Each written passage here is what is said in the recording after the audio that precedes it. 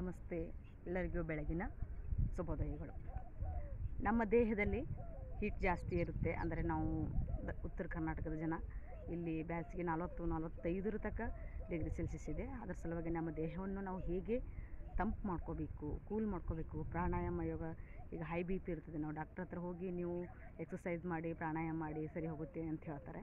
ಅದಕ್ಕೆ ನಾವು ದಿನಾನೂ ಕೂಡ ನಮ್ಮ ದೇಹವನ್ನೇ ನಾವು ಕೂಲಾಗಿ ಇಟ್ಕೋಬೇಕಾದ್ರೆ ನಾವು ಹೇಗೆ ನಮ್ಮಲ್ಲಿ ಇಡ ಮತ್ತು ಪಿಂಗಳ ಅಂತ ಒಂದು ನಾಡಿಸೋದ ಬರ್ತವೆ. ಅದರ ಸಲುವಾಗಿ ನಾವು ಚಂದ್ರನಾಡಿ ಸೋದ ಮತ್ತು ಸೂರ್ಯನಾಡಿ ಸೋದ ಅಂತೀವಿ.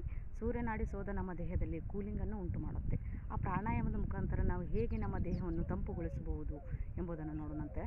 ಈಗ ನೋಡಿ ಎಲ್ಲ ವೀಕ್ಷಕರೇ, ಇವತ್ತು ನಾವು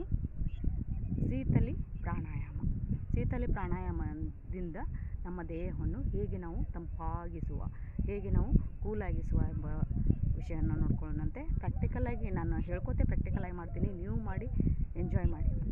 ಎಲ್ಲರೂ ನಿಧಾನವಾಗಿ ನಿಮ್ಮ ಕಂಫರ್ಟೇಬಲ್ ಸಿದ್ಧಾಸನದಾಗ ಕೂತ್ಕೋಬೋದು, ಪದ್ಮಾಸನದಾಗ ಕೂತ್ಕೋಬೋದು, ವಜ್ರಾಸನದಾಗ ಕೂತ್ಕೋಬೋದು. ಸ್ಪೆನಲ್ ಕಾರ್ಡ್ ನೇರವಾಗಿರಬೇಕು.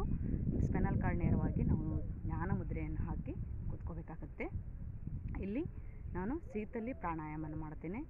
ಇದಕ್ಕೆ ದೀರ್ಘವಾದ ಉಸಿರನ್ನು ತೆಗೆದುಕೋ. ಶೀತಲಿ ಅಂತಂದರೆ ನಮ್ಮ ನಾಲಿಗೆಯನ್ನು ಹೊರತೆಗೆದು ಒಂದು ಕೊಳವೆ ಆಕಾರ ಮಾಡಿ ದೀರ್ಘವಾಗಿ ಉಸಿರನ್ನು ನಾಲಿಗೆ ಮುಖಾಂತರ ತೆಗೆದುಕೊಂಡು ನಿಧಾನವಾಗಿ ಬಾಯಿಯನ್ನು ಮುಚ್ಚಿ ಮೂಗಿನ ಮುಖಾಂತರ ಉಸಿರಾಟ ಮಾಡೋದು. ಹೀಗೆ ನಾವು 5ರಿಂದ 10, 10ರಿಂದ 15 ಸಲ ಕೂಡ ಮಾಡಬೇಕಾಗುತ್ತೆ. ಅಂದರೆ ನಿಮ್ಗೆ ಎಷ್ಟು ಕೆಪಾಸಿಟಿ ಆಗುತ್ತೆ ಅಷ್ಟು ಮಾಡ್ಕೊತ ಹೋದ್ರೆ ಅಷ್ಟು ನಮ್ಮ ದೇಹ ಒಂದು ತಂಪಾಗಿಸುತ್ತದೆ ಎಂಬ ಈ ಸಂದರ್ಭದಲ್ಲಿ ತೆಗೆದುಕೊಳ್ಳೋಣ.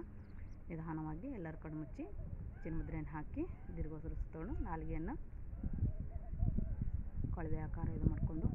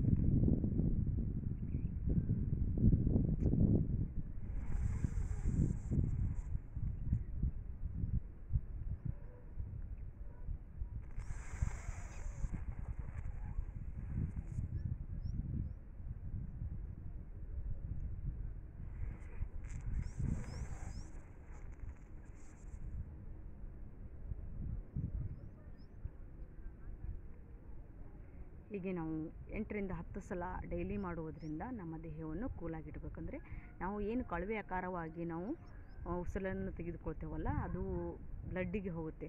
ಅಂದರೆ ನರ್ವ್ಸ್ ಏನಿರ್ತದಲ್ಲ ಬ್ಲಡ್ಡಿಗೆ ಹೋಗಿ ಬ್ಲಡ್ ಪ್ಯೂರಿಫೈ ಆಗೋದ್ರಿಂದ ಇಡೀ ದೇಹದಲ್ಲಿ ಕೂಲಾಗಿ ತಂಪಾಗಿರುವಂಥ ಒಂದು ಬ್ಲಡ್ ಸರ್ಕ್ಯುಲೇಷನ್ ಆಗುತ್ತೆ. ಇದರಿಂದ ಇಡೀ ನಮ್ಮ ದೇಹವನ್ನೇ ಕೂಲಾಗಿಡಿಸ್ಬೋದು.